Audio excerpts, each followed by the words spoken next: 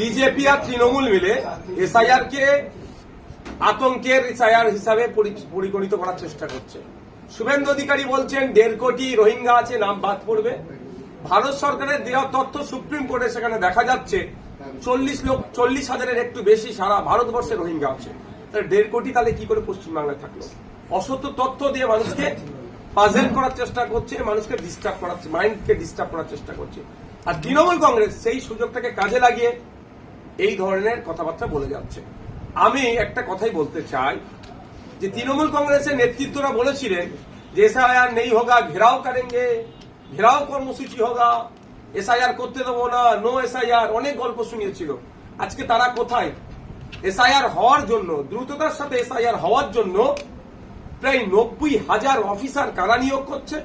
রাজ্য সরকার দিচ্ছে 90,000 অফিসার। তাহলে আজকে সাপে কামড়াচ্ছে, ওঝায় ঝাড়ছে। দ্বিতীয় কথা হচ্ছে, আমি বারবার বলে আসছি, আজকেও বলবো, কোন নাগরিক এসআইআর কে নিয়ে আতঙ্কিত হবেন না। 2-3টে খবর পাচ্ছি এসআইআর আতঙ্কে কেউ নাকি